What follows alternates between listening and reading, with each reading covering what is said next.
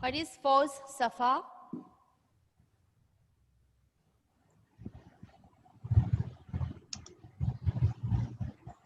Are you not listening to me? What is force? My question.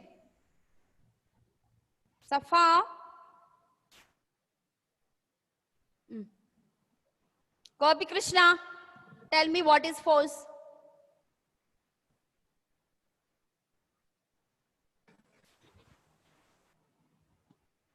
Yes, ma'am. Tell me what is force?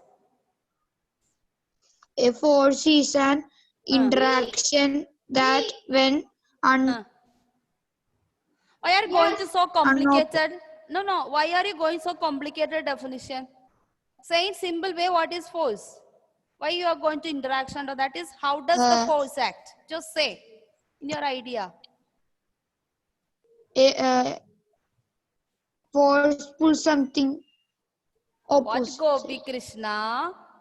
Such a simple thing. This is what happened. When there's a lot of gap between the teacher and the student, you will forget.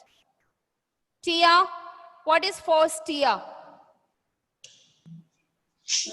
Push up pull on an object is called force. Okay, good. Did you hear that, Gopi Krishna? What is force? Ma'am, no, ma'am, I didn't hear. We didn't hear. Okay, I go to Krishna Veni. What is force? Ma'am, a pull or push on an object is called a force. Okay, and I also give you some another definition. Do you remember that? Force is a reason. Midun, what's that? What's that? It is a reason Reason. to change the motion of an object or change the position of an object. Change the motion or change the. Okay, did you Position hear of Gopi an Krishna? So this is the things. Okay, Ravalga, tell me the types of non-contact force, Ravalga. Ravalgar, I think video stuck. I think. Majority video stuck. Yes? Ravalgar, are you listening? Alan Joy, which are the types of force, types of non-contact force? That's what we stopped.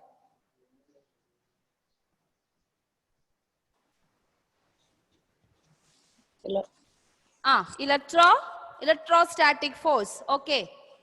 Next, Vishal. Other one. One is electrostatic force. Another type of non-contact force. Magnetic force. Magnetic force. Okay. Thomas. Third one. Third one. You forgot. Ashmeet, what is the third force? Gravitational force. Okay, gravitational force. Okay, Shivanya, can you tell me all the three forces? All the three types of non-contact force? Ma'am, magnetic force, electrostatic force, Okay. gravitational force. Gravitational force. Okay. Then, Jeevan, what do you mean by the word non-contact force? Ma'am, the object which does not need any contact by human. By human or any contact between any objects. Between any objects. Okay. So we already learned what do you mean by magnetic force. Okay. Dion, can you tell me what do you mean by the word magnetic force? Ma'am, the force applied by a magnet. Yeah, applied by a magnet. Abhishek, can you just modify that definition again? Is it only with the magnet?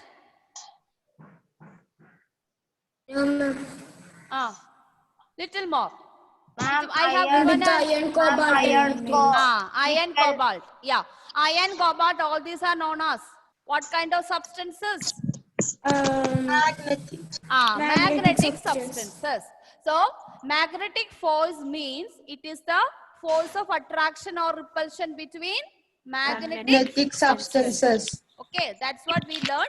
Now we are moving on to our electrostatic force. That is what you need to study a little more detail because of we already learned, correct? An atomic structure. Do you remember that? And Van de Graaff generator. Huh? You told one name that day. Yes, Ah. ma'am. Van de Graaff generator. Van de Graaff. Okay, I know that. Before that, you tell me what is the structure of an atom? Which are the particles in an atom? Prarthana? Ma'am, Which ma'am, are the electron, electrons? Okay. neutrons, Neutrons?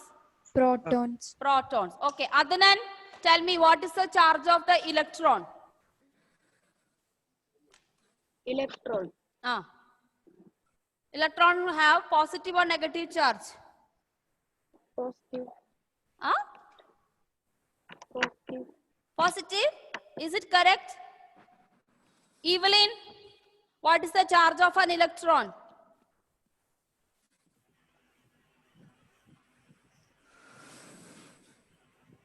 No idea. Varada? Varada, what is the charge of an electron, Varada? I don't know. Okay, what is the charge negative. of negative? What is the charge of proton, Varada? Then positive. Then positive. What is the charge of neutron then? Negative. Neutron again negative. Positive. Positive. Again positive. No charge. Ma'am, No charge. charge. No Charge. Yeah, no charge. And what is the center of an atom is known as? Nucleus. Nucleus. Yes. So, where does the proton and neutron remain in an atom? In the nucleus. Yeah, in the nucleus. And where do the electrons remain? Outside. Outside. And I also told that there are various shells, correct? Yes. How many electrons in first shell or K shell? How many electrons? Ma'am. Two. How many electrons in L shell? Second shell? 8. 8. Yeah, 8. Okay. Now, outermost shell. Now, everyone can mute it. Lot of disturbance is coming. Now, you mute it. I'll ask your name, then you mute it. Otherwise, lot of disturbance. Do you know? Mute your audio. Okay. Because I can hear some sound. So, we have already learned, already we knows that there are some inside electrons and also outside electrons. And outside electrons, I have told you, they are known as free electrons. They are known as free electrons. Free electron means they can revolve around an atom. The free electrons, or in the outer shell of the electrons, can revolve around the nucleus freely. But inside electron may not revolve that much. Why? Because there is an attractive force between protons inside the nucleus and electrons in the outside. So those are innermost shell. Innermost shell electrons, we call it as bounded electrons. This is what I taught you last time. It was break in between, so I'm just revising it. So inside the shell electrons, we call it bounded electrons, and outside electrons, we call it free electrons. When you go to higher classes, that is 9th standard, you will be learning chemistry, valence electrons. Okay, so every atom has a particular character that this many electrons can move. That electrons are known as valence electrons or free electrons. Every atom, aluminium, sodium, majority all the metals have tendency to move. The electrons in the outermost can tendency to move. Okay, so that you will be learned later in 9th standard. Now at present, to learn electrostatic forces, you require to know what type of electrons can transfer or which electron cannot transfer. So the electrons which is in innermost shell, electrons which is in innermost shell cannot move freely because they are bounded to nucleus. Bounded to nucleus means proton has a positive charge. So naturally, these electrons get attracted to the protons. That's why inside a shell cannot move. But outside electrons, in outermost shell, can freely move. So electrostatic force is produced due to the movement of these free electrons. So electrostatic force is caused, or the reason for electrostatic force is the movement of free electrons from one material to another material. From one material to another material. Suppose now I am standing. I am also is a chemical body. You also is a chemical body. We call it matter. Everything in the universe is a matter. What is matter? Anything which occupies space and mass. Anything which occupies space and mass is known as matter. So we all are matter. We are living matter. Table is a non-living matter. Your pen is a non-living matter. So everything is a matter. That means we are chemical bodies. So even the pen you have, it's a chemical body. So everyone has protons and electrons inside. Okay. But in this position, now you all are sitting there, whatever position, you are carrying the pen, everything. In that position, we call all these objects as neutral objects. We are calling as neutral object or uncharged objects. We are learning electrostatic force. We should know what do you mean by charged object and uncharged object. You know mobile is charging, correct? Yes. So that means we are filling with the electric and chemical energy inside.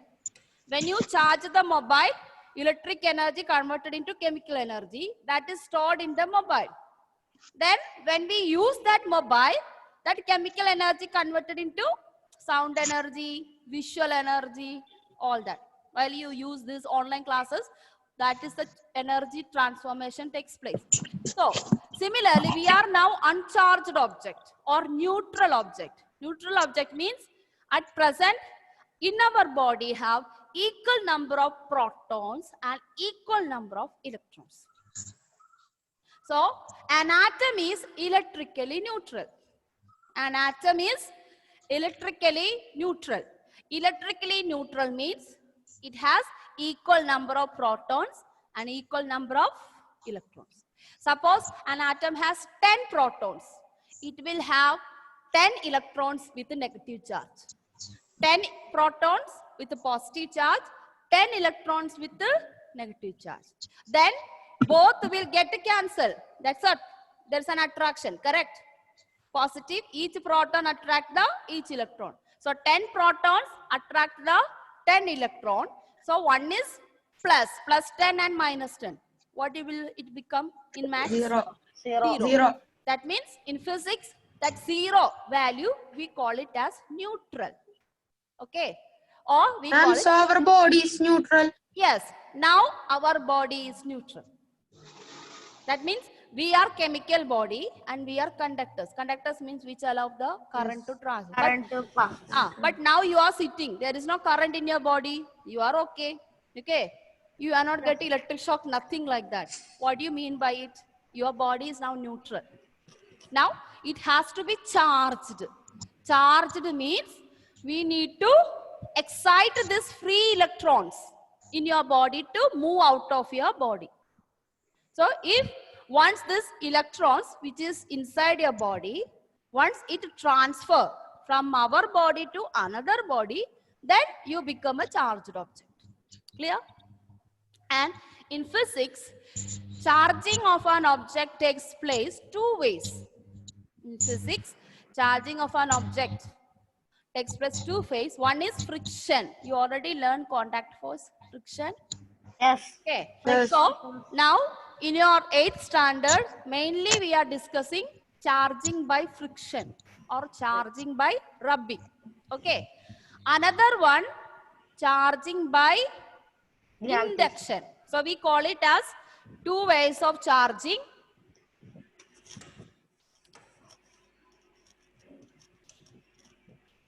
Two ways of charging, that is charging by friction. Another word we call it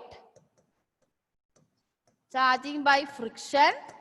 So we can charge a body both ways, charging by friction or charging by conduction. Another word, charging by rubbing. Okay. Second one is Charging by induction.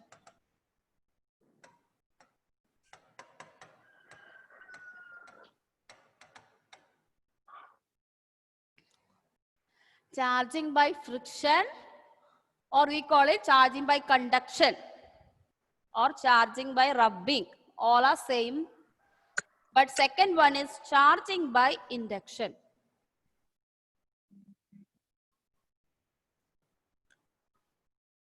Now, what do you mean by charging by friction? This is due to contact. Due to Contact. Contact. due to contact between two objects, uncharged objects. It is happened due to contact between two neutral objects or uncharged objects.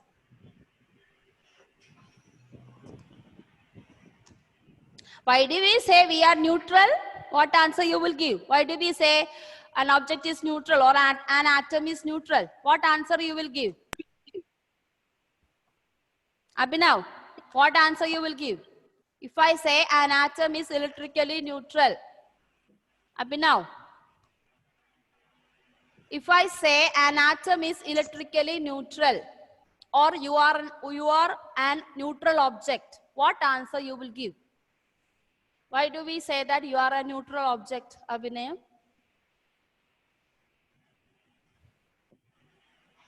Abhinay, you are not able to hear me?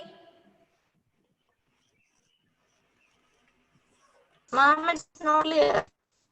My question is, you are a neutral object, correct? Why do we say that you are a neutral object? Ma'am. Don't know. And Leah? And Leah, tell me. Yes, ma'am. Tell me, why do we say that an atom is electrically neutral? Ma'am, because Because? ma'am, Tell me. charges, Two charges. Which are these two charges? Name it. Number of protons, protons. number of protons and number of electrons. Electrons are Getting together. equal, are same. Okay. So, due to charging by friction means there is a contact between any two neutral objects. Then naturally what will happen? From one object, the charges will be transferred to second object. Okay. So that is what charging by friction. For example, I just tell you, there's two objects. One is a glass rod. Glass rod have equal number of protons, equal number of electrons. They are uncharged, they are neutral now. Now, I am bringing a silk cloth. Silk cloth. Silk cloth also have equal number of protons and equal number of electrons. So there are two uncharged objects I am bringing closer. One is a glass rod. Okay, I'll take it another page. Glass rod. Equal number of protons, equal number of electrons. And another one is a silk cloth.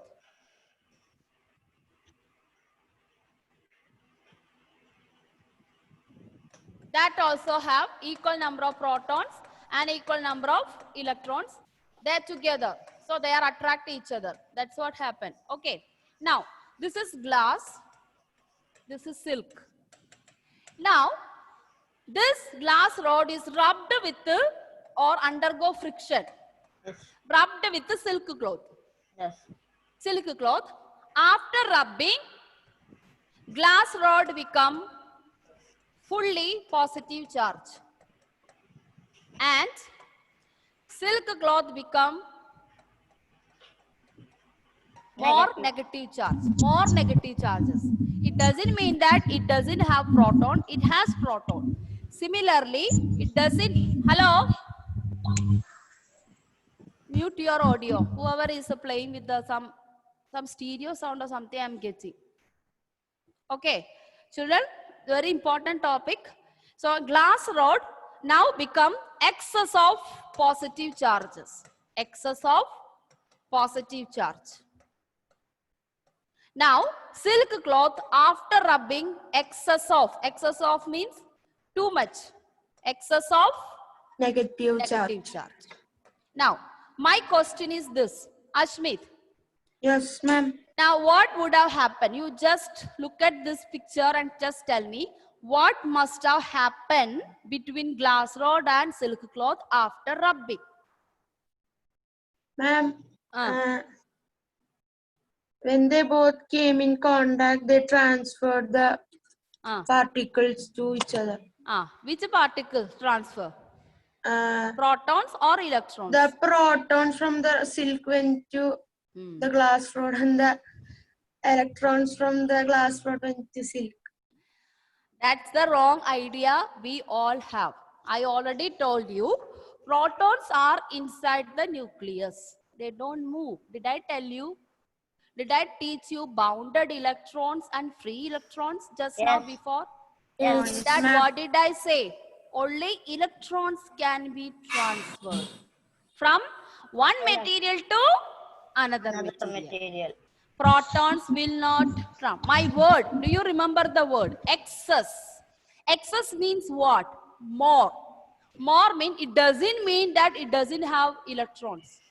But there what is happening? An atom is electrically neutral when positive and negative charges are equal. Correct? Yes. But when there is not equal, then who is having more? Then that body will become according to that. In example, in glass rod, all these negative electrons are transferred to silk cloth after rubbing. These protons are there. Now what will happen? After rubbing, what will happen? Some of these electrons must have attracted to the protons inside the silk. And some, so from here also more electrons get into the silk cloth. So what will happen to the silk cloth? Full of It will have full of full of electron. full of electrons. That means it might have more electrons than glass. Glass. Okay.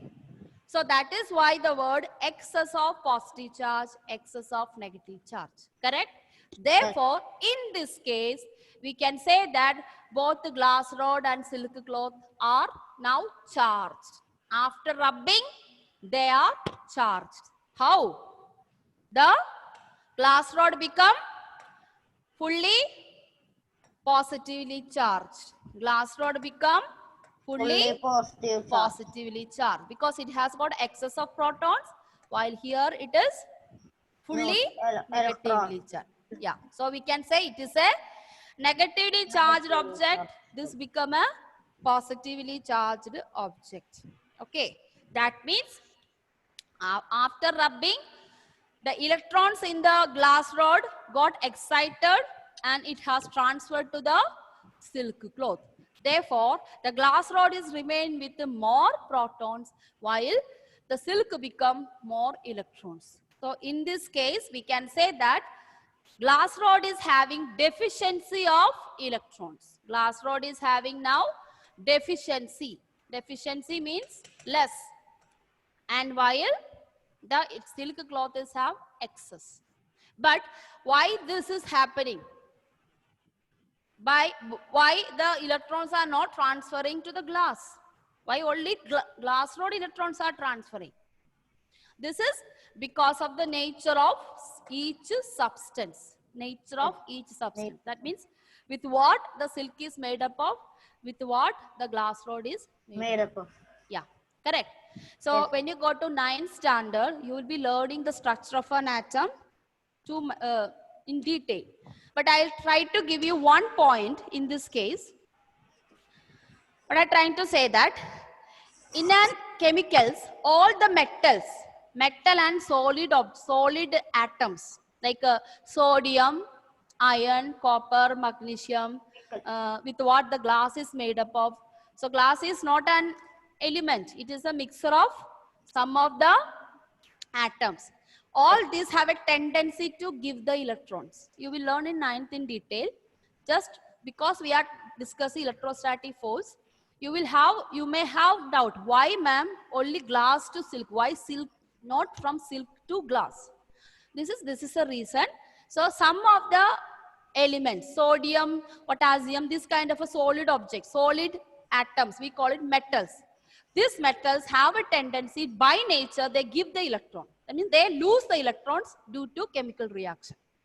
But other some of the things like chlorine, carbon, nitrogen, argon, fluorine, this type of gases, okay, all these have a tendency to take the electrons from others. Okay, so silk is a content of carbon is there. When you make the silk, there will be content of carbon. It's an artificial cloth we make, correct? Okay.